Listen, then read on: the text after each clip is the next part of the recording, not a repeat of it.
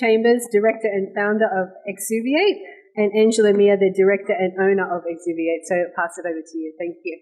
Right, assalamu alaikum and hello to everyone. First of all, can I say thank you to the organisers for inviting us to speak at this fantastic inaugural event.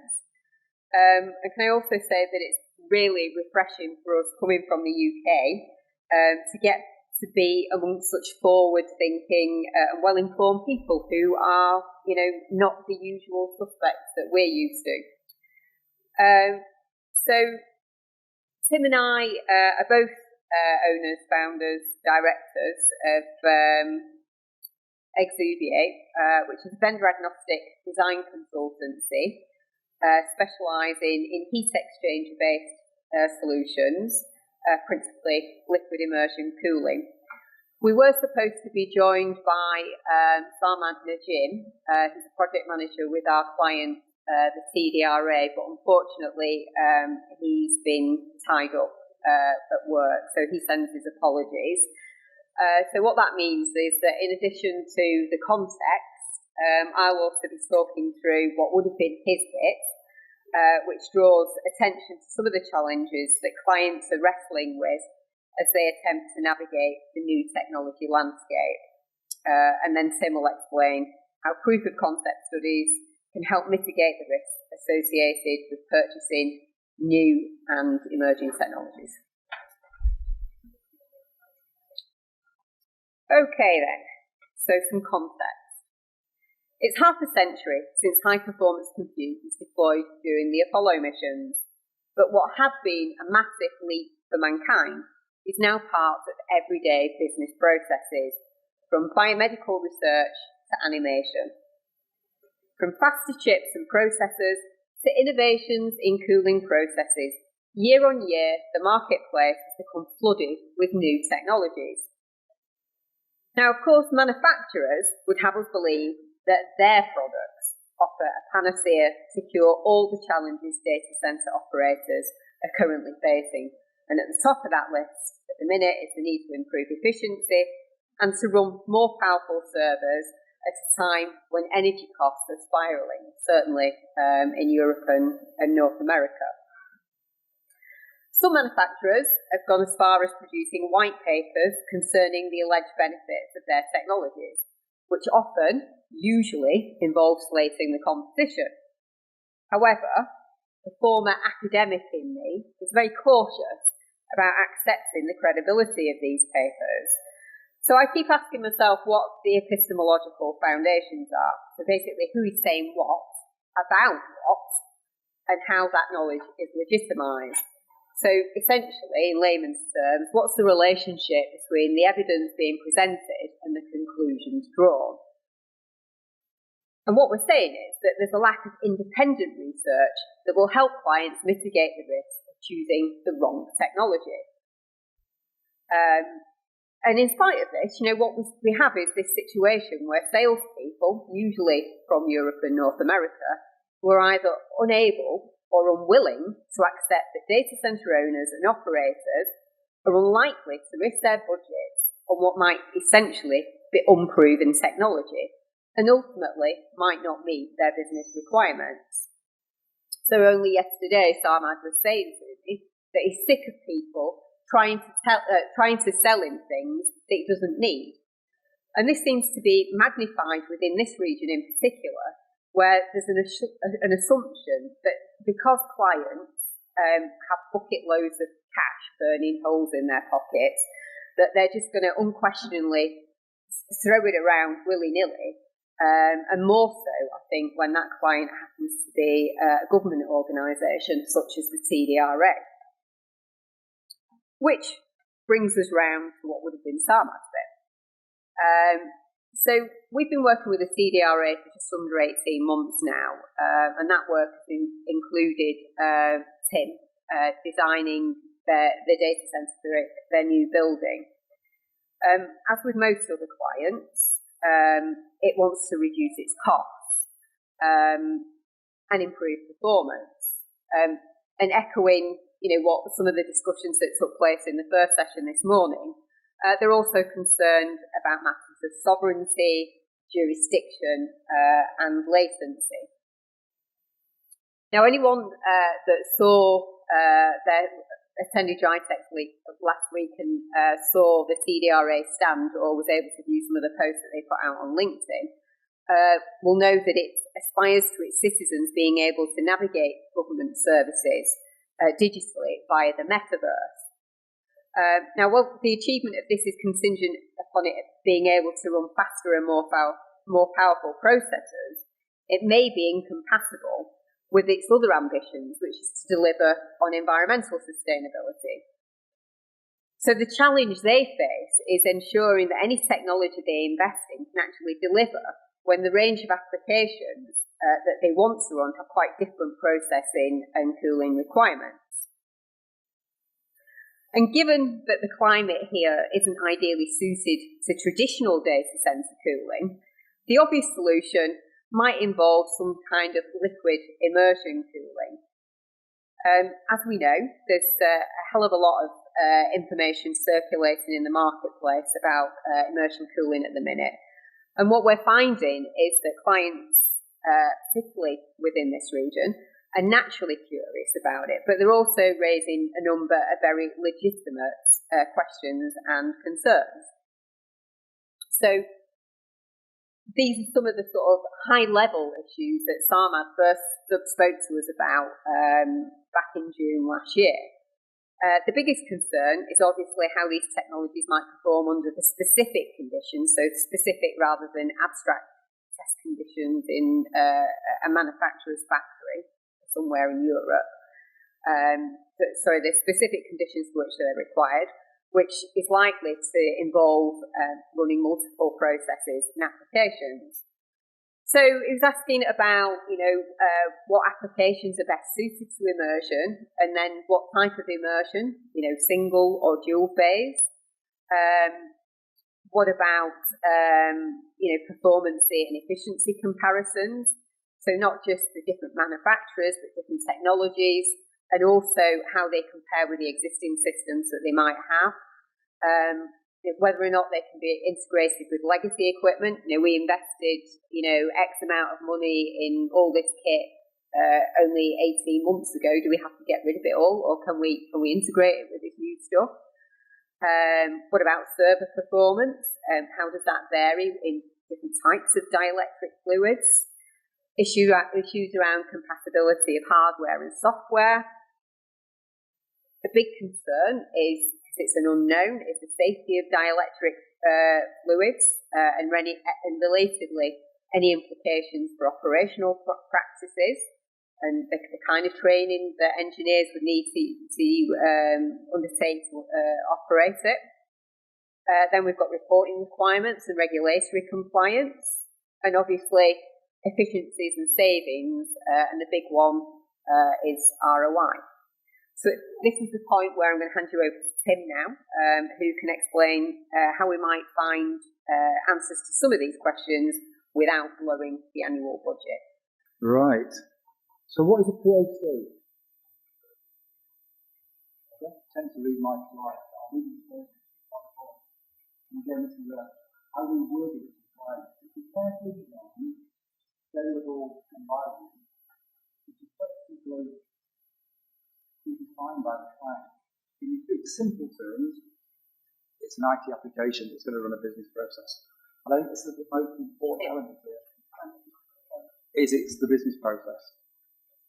One of the biggest issues we find with technology is technology self and technology slave. I'm an engineer. I love speeds and feeds. However, speeds and feeds mean nothing in the real world. And I think the important bit of the POC is you need to actually look at what you're wanting to achieve rather than just the technology you want to achieve. So things like liquid cooling have lots of benefits. However, one of the biggest issues with all this is the fact that where does it really fit? So what we do is get involved with POCs.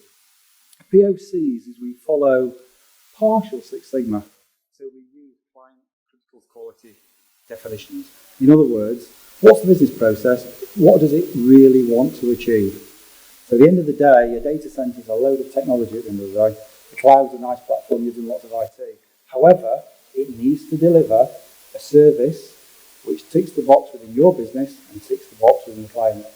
So we work for a very simple process where we'll sit down with the client and define exactly what they want, rather than, right, we're going to save the planet. It's like, hang on, what business do you need to do? What is it that the client requirement is? We then go through a whole list of CTQs. The danger with a CTQ, and again, the technology man comes into me again, is it's very easy to go binary. So we go, yes, no, or actually, I need to reduce consumption by 8%. In the real world, we all know that different factors make a difference. So certain things like performance might be critical over economy. Having said that, you might be the driver might be to make as efficient as you are to keep your power costs down to then offer a better service to the client. So the actual end performance might be different. And this is where the CTQs come really important. But the other important of this is the analysis afterwards. And I'll talk through all the different stages where we go in a second, but basically the analysis to make sure that the results you've got, how do they actually compare to client figures? The customer looking at the manufacturer figure will say that this is going to give you a PUE of X. However, in the real world, does it give you a PUE in X? It says it's going to perform at this sort of percentage increase in power against a certain type of unit. Does that actually apply? So the CTQ is all about verifying the manufacturer claims and your target claim. And then effectively what you do then is you'll just verify them all round, and you've got effectively a set of data. But then you think, well, hang on, we've got data, we've measured the fact that we're going to do all this. Now, that's not really the full story. A few examples of the sort of things which we've been asked to check out. So if you think of something like performance, performance is defined in different ways. Is it the performance of how the chip works, the performance of how the cooling works, or is it actually the performance of the application itself? And again, this is where it's a case of let's see where the CTQ fits. Because you might be able to make a chip produce at, say, I don't know, let's block it 140%. But if it doesn't affect the actual application, then again, it's the CTQ which you've missed. So it's important that you look at these in the right sort of view. Efficiency. Again, power, we spoke about power. One of the things we're very much involved with on the immersion side, everyone's trying to reduce energy costs. But then you've got the other push where it's the fact that all these new server chips come out, they're all a bit high-powered. You struggle to put them in a standard cooling environment, like an air environment. So you're looking on efficiency and thinking, well, this is great, I can put this really nice chip in there and sit at immersion. It's going to use far less power, but then it's going to sit there doing nothing. It's only going to run it 20% of the time. So again, have you got a process that takes use of this processor? Can you reuse this processor? The waste from things like the immersion, can you actually use any part of that waste product, the waste heat? Can you actually turn that into something else? One of the big ones we spoke to this morning is compliance. We have lots of issues, certainly in Europe, over compliance. We have different regulations all across Europe. We've now got Brexit in the UK, where again we've thrown so many load of regulations out and then brought another load of strange regulations back in. So you've got this complete view of things. So again, this application you're running, what does it actually need to comply to? Are the servers, are the cooling systems manufactured to the right supplier? Do they work within region? An area which has always caused concern, and it's been mentioned a few times, certainly the project here, is health and safety. Immersive technology has a very strange sort of feel to people. It's one of the really oddest things where people like to put their hands in it, they like to feel liquid, they don't believe it's real. However, it has lots of other implications in the sense that you can't just pull boards out of the server anymore. You've got to plan and process. We had a Formula One potential client we spoke to, and his major driver, where he liked immersion, it stopped people taking boards out of his servers. Because in their development labs, they would just slide servers and swap them between them and spend the weekend trying to work out where those equipment is. The beauty of something like immersion cooling is you can't do that very easily. And there's lots of areas to look into. From an operations point of view, taking that stage further as well, the operations slightly different when you put in these new technologies. So you end up with like a whole new set of processes, but then does that actually work with your other processes? So you've got a skill set to bring up to speed. But then you've got to think, well, actually, we've still got some of the old processes. How do we make this work? So again, this POC is not just about speeds and feeds. The real important one, which is, well, in Europe especially, is really key now, is security. There's an issue where you've got access into applications, which everybody knows about from the ransomware perspective. Applications, let's put them at risk, let's run some form of security software. We go back to efficiency, and how much server power does that take? We've looked at lots of different security packages, and they run anything from 1% to 24% of the server. So suddenly there's an efficiency there. But also, what are they actually protecting? Are they protecting just the software, or is some of this new technology bringing in, has that got gateways for people to come back to? Like, again, you hear it all the time where you can get hacked to an IoT device. Now, we're using IoT devices more and more within this new technology so we can measure it and show the efficiencies, but is that not a back door we need to protect? So again, part of this POC is identifying all these areas. Now, when you look at this, there's also what I would call lots of variables here. If we go for something like hardware, let's take something like an immersion box. There's about, 6 different manufacturers now? All very similar, all claim slightly different benefits and changes. However, we all like our preferred brand as well. So you've also got the view that actually I like this manufacturer better than this manufacturer. However, does that mean that you miss your CTQ, or is actually that one of your CTQs? Software, it was interesting talking about cloud. I have a strange view of cloud. Cloud is definitely a way forward. However, what the client wants is the interface of the cloud. So again, you've got this benchmark version. Is it the off-the-shelf version? Is it a bespoke version? Or is it something you can host yourself as a cloud platform? Why do you have to go to an American hyperscaler when actually what the user's wanting is that cloud experience? So maybe it's actually an in-house solution. Maybe you have to redesign it. All these questions need to be answered. We go back again against the human factors. One of the things we've seen happen quite a lot, if you're going through testing, people can test in different ways. One of the great examples we had was a company where they were using measurements on micrometers, and they were getting really strange results, and you couldn't understand why. And it turned out that one of the testers didn't know how to use a micrometer correct. So he would do part of that testing, and he would get different effects.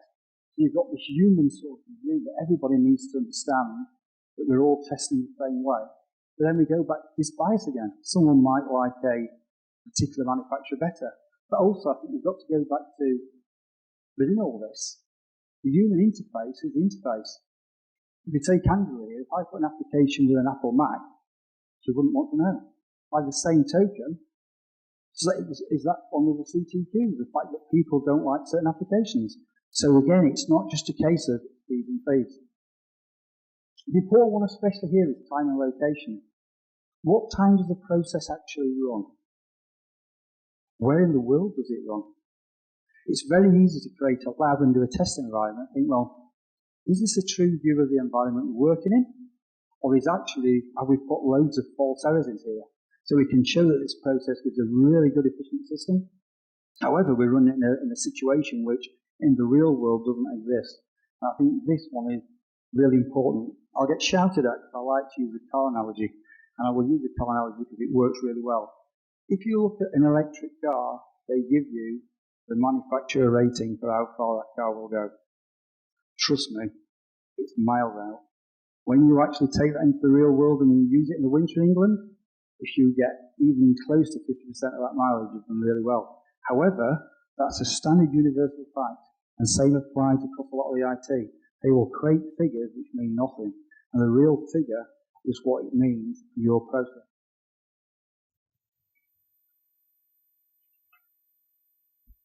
So, the other important thing to remember, the beauty of the POC is you can take a small element and test it. So again, we talked earlier, I know Tim mentioned about the fact that immersion cooling makes a lot of sense.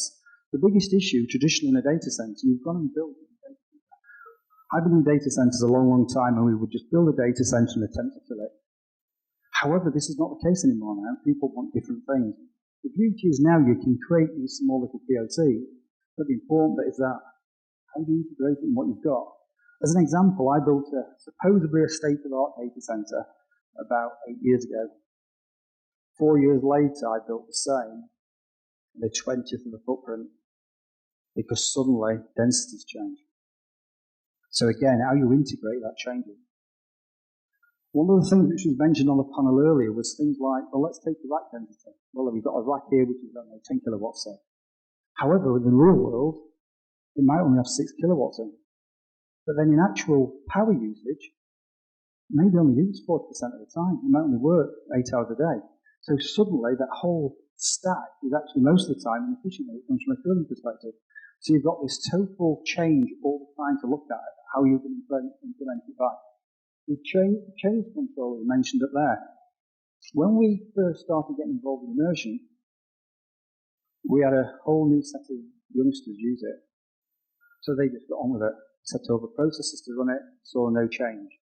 That world is a total different world to the old world of data centers.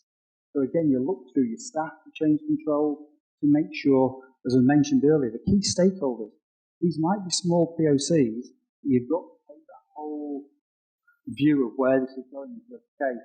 We mentioned health and safety earlier. In the early days, there were a lot of people where they would use the immersion oil and flick it everywhere. Again, let's be organised, let's clean up, let's make sure we do things the right way. So all these different processes change. If you go to things like on-chip cooling, you can't just take the server out, you've got to disconnect all the actual on-chip, then you slide the board out. BMS integration, one thing I really like about the new technologies coming out, it's all very much IoT enabled, which is fantastic. You now end up with a whole new raft of information, which is great. Information is key, you can show you're efficient. However, you've got to build it in the background. The other thing we've learned from POC is more than anything else, engagement of all staff. It's very easy that you build a process and suddenly you throw it into the business that no one understands what it's there for, how to use it. So again, this is very important. We go back to regulatory compliance. As I put on here, it's a complete evolving landscape. Things change all the time. If you look at things like from the manufacturer of the equipment, there's constantly changing rules where you can procure them from. If you're trying to things like CEDA, European Code of Conduct, all these sorts of evaluations, it's where did the kit come from? So again, full life cycle. We know we've now got to start checking on emission levels. We've got to start reporting on all the different areas of supply chain, how much energy you've produced. So all these things can be identified in the POC of where your new reporting lines are. We then go back to another important point, which, having been through a POC where this was totally forgot about, when you define your CTQs, you may define this for your business. And you agree that you've now got to where you want to be. The biggest issue and the mistake I've seen a few times is this. Suddenly, the time you've gone through the POC and made it all fit, you've totally forgot about what the client actually wanted as well. So you've made the fact that this operates within the existing infrastructure. However, by doing that, you've stopped certain processes working, or you fit it around something, which means that you now don't live with the requirement. So the other very important one here, right at the very end, check it meets the client SLA.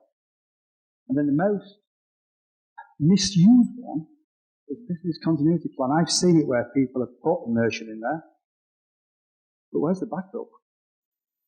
So suddenly they deliver a process to a client, but they haven't thought about resilience, where it is, how it's supported. We've had situations where they've been put in places where the skill set, where the backup site is, haven't been trained on the immersion. So again, business continuity, very important. Now this list and everything isn't obviously exhaustive. What we want to show on here is the fact that by creating something small, you can start to answer all these. And I think, go back to the regions we spoke earlier on, there's opportunity now to do all these things. The key thing is big picture. Where does it fit? Think of all the areas. And I'll put it back to Angela. Yeah, you were freestyling then and went off piece. So we've overrun. Can you hear me on this mic? So I am very quickly going to wrap things up by returning to the space analogy. Just as the astronaut John Glenn was reluctant to head into space without the calculations first being verified by Katherine Johnson, data centre operators are no less willing to commit their budgets particular technologies without having it first confirmed that these will do what their business needs it to. So POCs effectively enable operators to run their own test missions through which they can measure performance against CTQs, identify whether solutions are scalable to meet the requirements of the business, and to evaluate potential ROI. If undertaken correctly, they won't just be left with a set of data, but with genuine insights into the challenges they will encounter should they decide to integrate novel solutions within their facility. Finished.